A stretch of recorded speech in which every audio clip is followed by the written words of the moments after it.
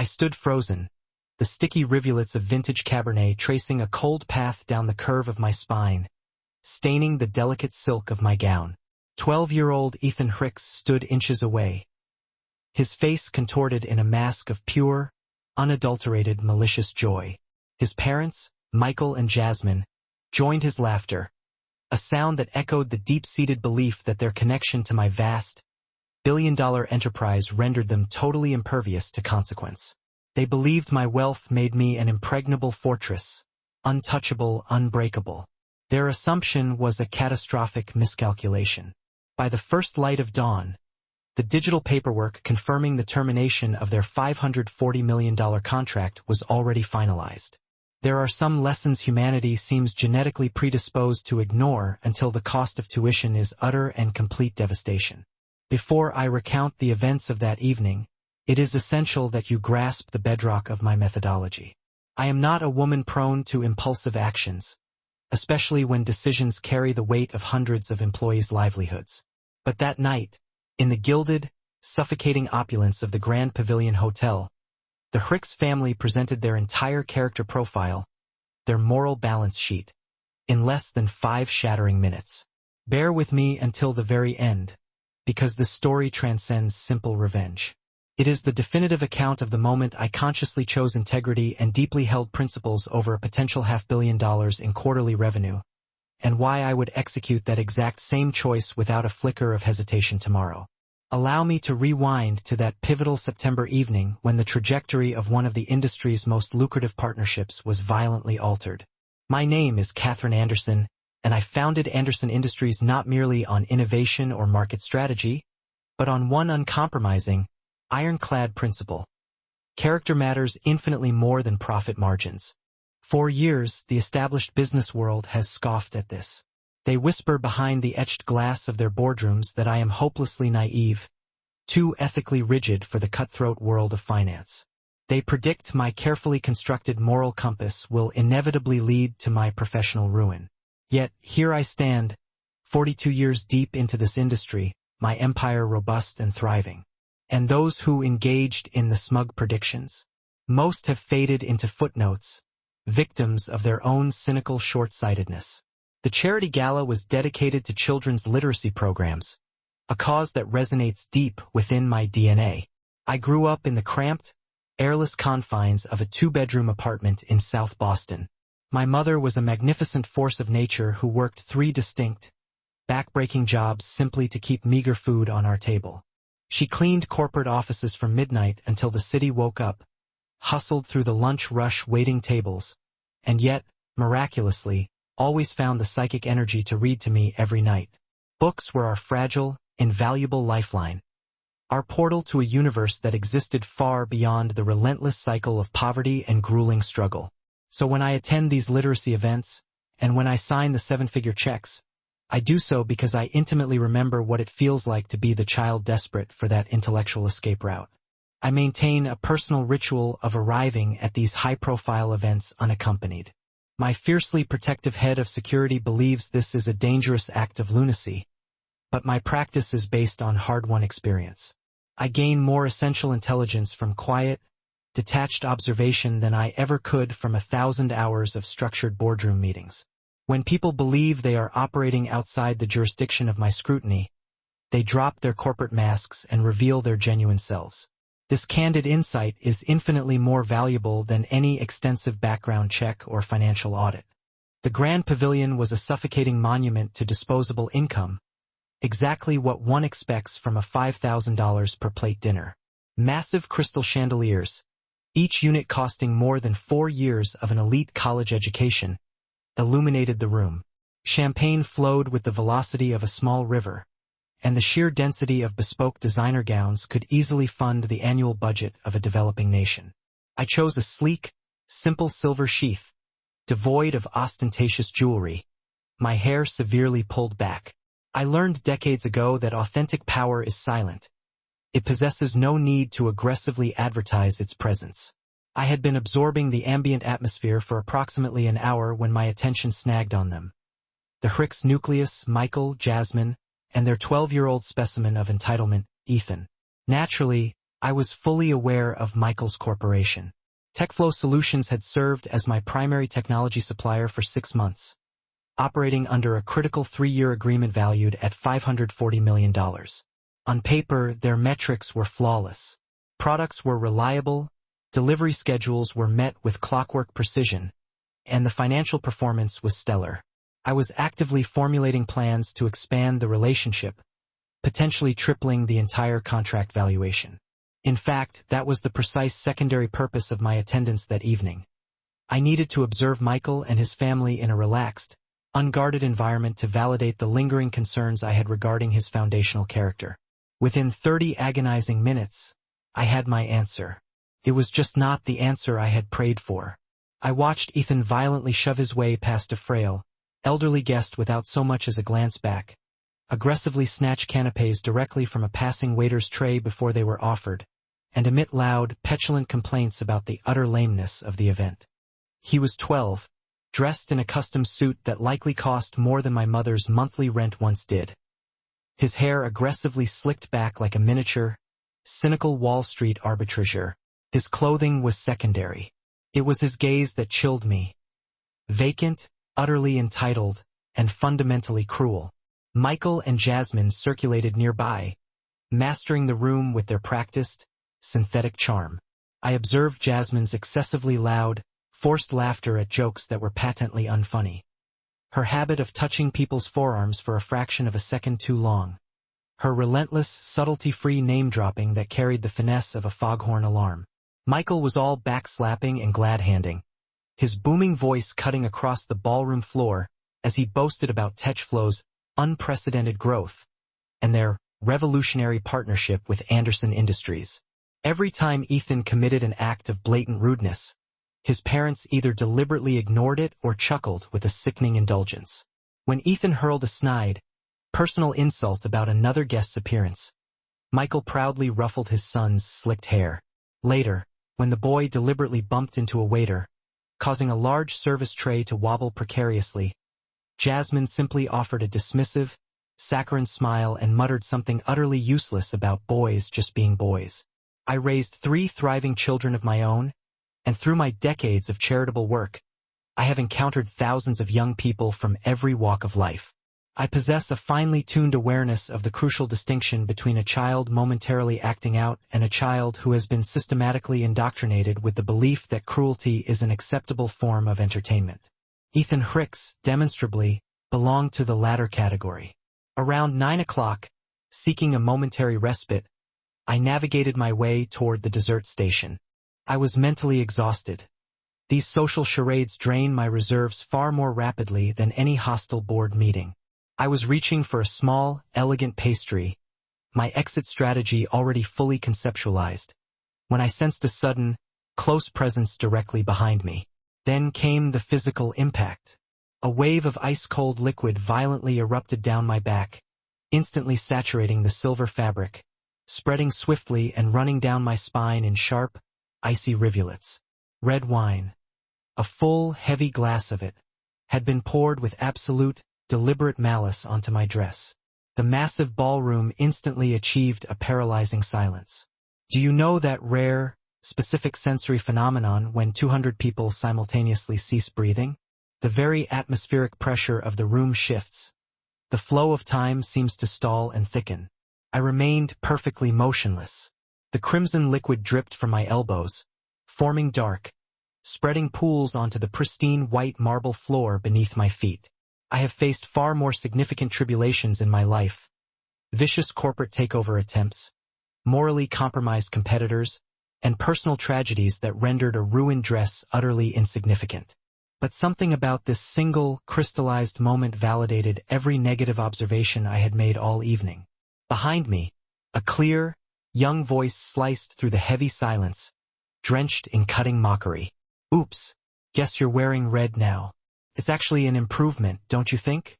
That boring silver was putting everyone to sleep.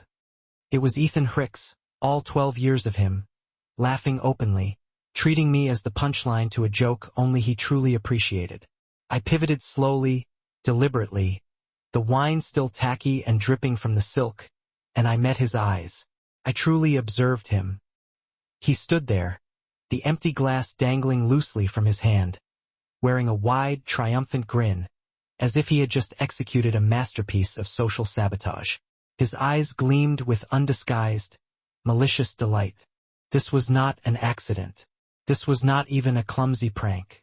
This was calculated cruelty, pristine and chilling, emanating from someone who had been taught that humiliating another person was a legitimate source of entertainment. Then the second, more damning sound arrived. Adult laughter.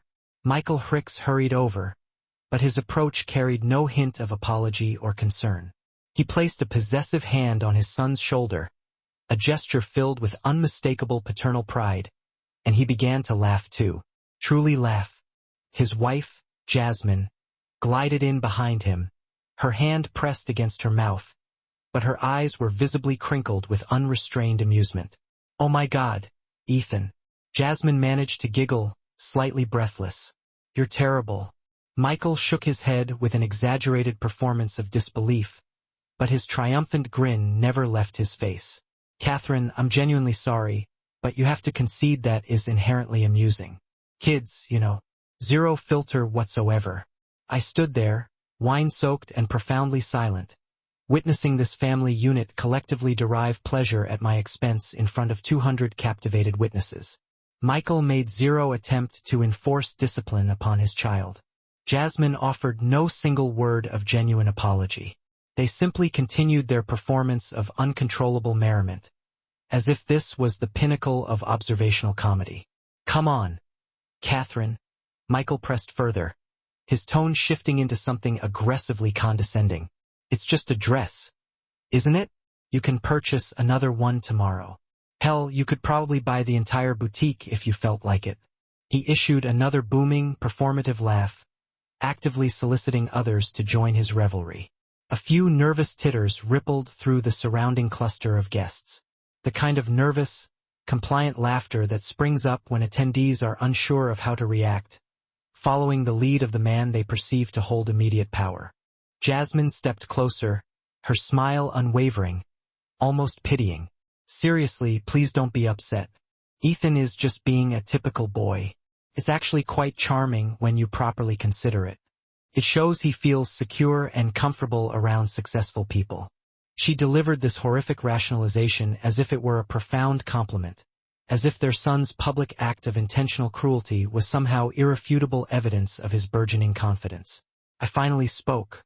My voice was pitched low, but in the echoing stillness of that vast, opulent ballroom, every single syllable was heard clearly.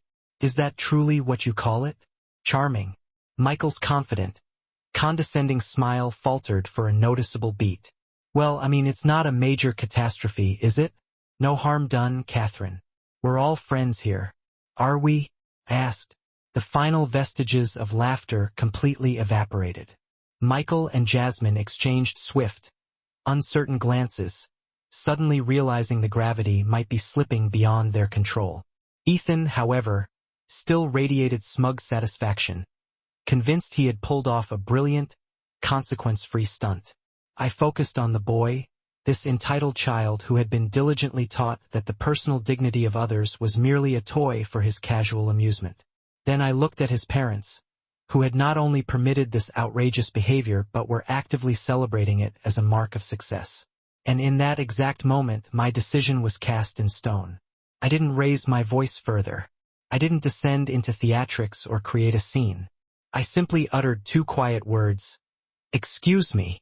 Then I pivoted and walked directly out of the ballroom, the red wine still steadily dripping from the expensive silver fabric. Behind me, I heard Michael's frantic, panicking voice call out, "Catherine, wait! Come on! Don't be so needlessly sensitive." I did not turn back.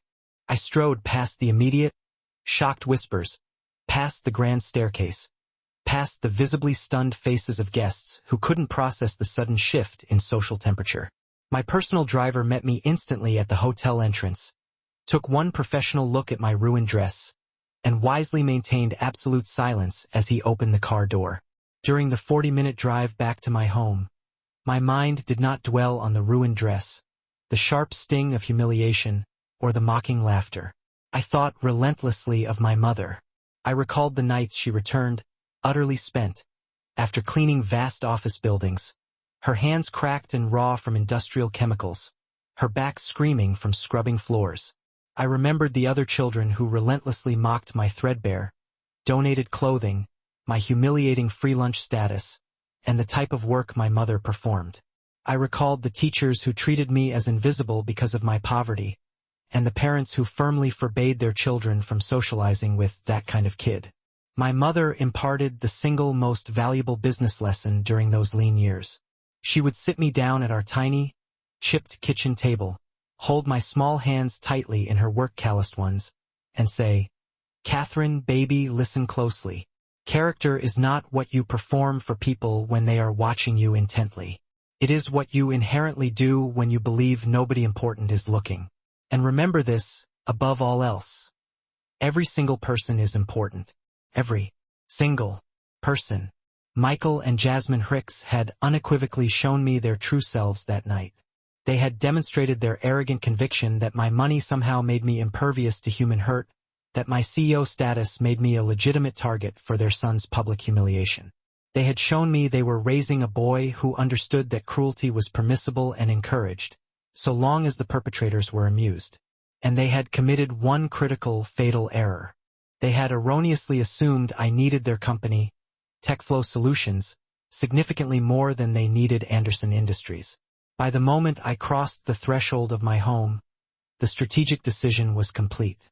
I sent a single, concise email to my head of legal operations with extremely specific, non-negotiable instructions. Then I spent a long time in the shower, meticulously washing the sticky, pervasive scent of cheap wine out of my hair, before finally retiring for the night. The next morning at 6 a.m. EST, Michael Hicks received an abrupt email. The subject line was brutal in its efficiency. Contract termination. Anderson Industries. Effective immediately. I allowed myself a fleeting second to imagine the look of stunned disbelief on his face when he read the first line. The correspondence itself was coldly professional, utterly direct, and absolutely final. The $540 million TechFlow Solutions contract with Anderson Industries was terminated, effective immediately. They were allotted precisely 30 days to cease all operations, remove every piece of their equipment from our premises, and vacate. No legal explanation was required under the terms of our agreement, and therefore none was provided. I suspect his initial reaction was incredulous laughter, that this was an absurd clerical error, or that some overzealous junior executive had overreacted and I would surely reverse the decision once I had calmed down. By lunchtime, when his increasingly panicked calls to my private office went pointedly unreturned, and his frantic emails bounced back from every member of my executive team, the hard reality likely began to set in. By that evening, when his high-priced corporate lawyers confirmed that the termination was fully legal, ironclad, binding, and totally irreversible, he must have finally grasped that I was not engaging in an emotional display. I was not seeking revenge. I was exercising decisive, core values-based judgment. Over the subsequent week, I was bombarded with dozens of communications from both Michael and Jasmine. Their messages followed a meticulously predictable psychological arc. First came bewildered confusion, rapidly escalating to vitriolic anger, then devolving into desperate bargaining, and ultimately concluding in sheer, unadulterated panic. Michael's first email was defensively petulant. "This is a completely disproportionate, vindictive response to a childish prank. I honestly expected a higher level of professionalism from someone in your vaunted position." Then came Jasmine's message, dripping with self-pity. "We sincerely apologize if Ethan upset you, but terminating a $540 million contract over a minor stained dress seems wildly vindictive and petty. Think about the hundreds of innocent jobs you are unilaterally affecting. When those predictable tactics failed, they attempted veiled threats." Michael dispatched a formal letter citing possible legal action for an alleged breach of contract without justifiable cause. My legal team responded swiftly, sending back a meticulously detailed response highlighting the multiple specific clauses in our agreement that authorized immediate termination entirely at my sole discretion based on breaches of conduct, even outside corporate hours. The messages grew increasingly desperate. Jasmine called my office line repeatedly, leaving long, rambling voicemails that started with haughty indignation and ended in barely concealed sobs of terror. "You are systematically destroying our entire lives over nothing. We have employees, we have families depending on us. How can you be so utterly cruel?" The breathtaking irony of that particular word, cruel, was a profound moment I did not miss. But I never responded. Not once. Because this is what Michael and Jasmine Hicks fundamentally failed to comprehend. This outcome was never about the silver dress. It was never even remotely about the dress. This was about witnessing two affluent, powerful parents actively laughing while their son deliberately humiliated another human being. This was about the insidious, casual cruelty they had not only tolerated but openly celebrated. This was about the destructive values they were systematically instilling in their heir. That substantial money grants you immunity, that power licenses you to treat subordinates or targets however you desire, that basic human dignity is a negotiable asset. I built my entire multi-billion-dollar company on the antithesis of those principles. Every person working for Anderson Industries, from the top-tier executive suite to the diligent staff in the mailroom, knows they will be afforded basic, foundational respect. I have previously dismissed vice presidents for merely belittling their assistants. I have severed relationships with multinational partners known to exploit labor. I have intentionally walked away from potential billions because the money was utterly inadequate compensation for compromising my core values. So, when I watched Michael and Jasmine Hicks laugh at their son's calculated cruelty, when I heard them dismiss the act as cute and funny, I knew instantly that doing business with them was an existential risk. That fundamental lack of character inevitably bleeds into every business decision. It will manifest in how they secretly treat their employees when no one is watching. It will show up in compromised contract negotiations, in declining quality control standards, and in shoddy customer service. Character eventually always surfaces. Within 1 month, the catastrophic news of the terminated contract became the industry's loudest whisper. Such events never remain private for long. When the rumor mill churns over a $540 million cancellation, the entire sector demands the granular details. The true, unedited story of the Grand Pavilion Gala circulated with astonishing speed. Predictably, some executives sided vehemently with the Hicks family. They labeled me vindictive, pathologically oversensitive, and ruled by my emotions. They publicly claimed I had allowed personal pettiness to violently interfere with sound business judgment. A few prominent CEOs even published patronizing opinion pieces lamenting the supposed dangers of integrating personal morality with high-level corporate decisions. However, the public reaction was overwhelmingly supportive. Countless parents thanked me for providing an example of radical accountability. People who had personally endured similar acts of humiliation reached out to share their own suppressed stories. Young professionals wrote moving letters saying I had finally inspired them to stand firm on their own moral boundaries. TechFlow Solutions could not absorb the loss of their primary revenue stream. They had leveraged and expanded aggressively based solely on the assumption of our long-term contract, securing massive loans, hiring hundreds of new personnel, and leasing prohibitively expensive equipment and warehouse space. When the anchor revenue disappeared overnight, the entire enterprise collapsed with the terrible fragility of a house of cards. Just 6 months later, Michael and Jasmine were compelled to declare corporate and personal bankruptcy. They lost the company, their substantial home, and their entire savings portfolio. While most of their employees eventually secured work elsewhere, the vast majority held the Hicks family directly responsible for the financial devastation and chaos. I harbor no personal pleasure in their financial ruin. Contrary to the accusations hurled at me, I am not a vindictive person. I am merely a profoundly uncompromising one, unwilling to construct my professional legacy upon foundational partnerships with people who possess zero basic human decency. I replaced TechFlow Solutions with a smaller, locally owned, family operation. The owners are a husband and wife team who painstakingly started their business 15 years ago in their own garage. When I first met them for due diligence, I observed them treating my executive assistant with the exact same level of profound courtesy they afforded me. They asked intelligent, thoughtful questions about my company's long-term strategic vision instead of merely boasting about their technical capabilities. And when their teenage daughter dropped by the office unexpectedly during our meeting, I watched their interactions with her, filled with genuine affection, patience, and mutual respect. We have now been partnered for 2 years. This relationship is exponentially stronger, more reliable, and more aligned with my values than the one I had with TechFlow Solutions. As a consequence, I have already expanded their contract value to $800 million. Good business is not merely compatible with good character. It is fundamentally reliant upon it. As for Ethan Hicks, I do sometimes wonder. He is 14 now, and I question whether anyone in his life is finally instructing him on a different, healthier set of life lessons. I wonder if the brutal, total loss of their wealth helped his parents finally comprehend that all actions carry inescapable consequences, that cruelty has a measurable, devastating cost, and that inherent human dignity supersedes all profit margins.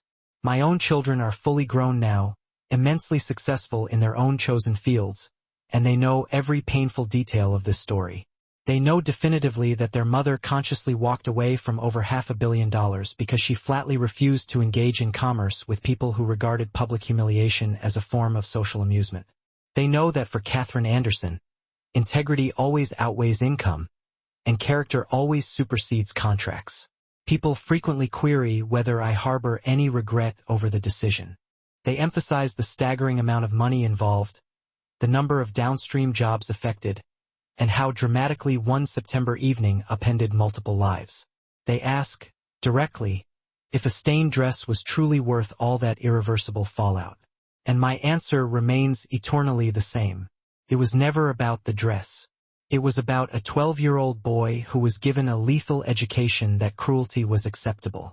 It was about the boy's parents who not only permitted that cruelty but actively celebrated it as a mark of entitlement.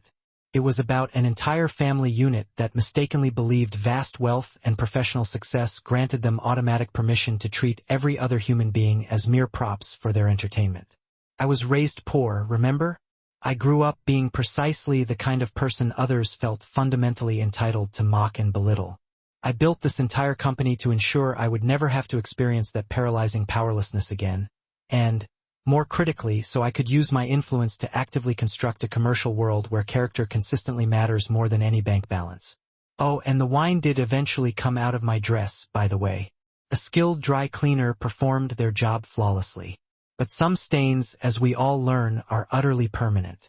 The stain on Michael and Jasmine Hicks's professional reputation, the deep stain on their son's character, the indelible stain on their entire business legacy. Those stains are eternal. And that, in truth, was the real cost of the $540 million mistake. It wasn't the contract they lost. It was the trust, the integrity, and the fundamental human decency they proved they never possessed in the first place. So that is the true account. The night a 12-year-old boy poured a glass of wine on my back and his parents applauded the act. And the morning I ended their $540 million contract. Some individuals, even now, cling to the belief that I wildly overreacted. Others grasp the entire situation completely. But here is the only thing that truly matters to me. I can face my reflection in the mirror every single morning, knowing with absolute certainty that I adhered fiercely to my values, even when the cost of that commitment was breathtakingly high.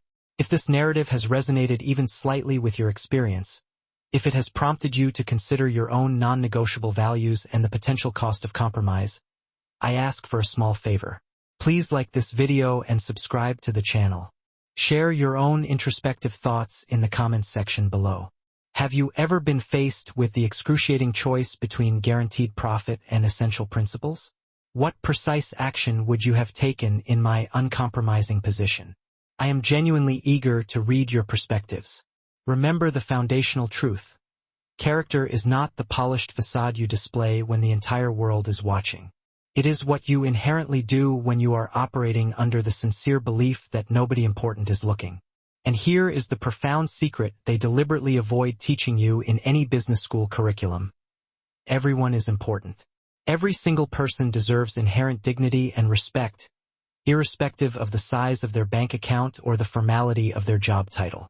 That is the devastating lesson Michael and Jasmine Hicks learned the hard, irrevocable way. And that is the crucial lesson I profoundly hope Ethan learns before it is tragically too late. Thank you deeply for listening to my story. I will see you in the next one.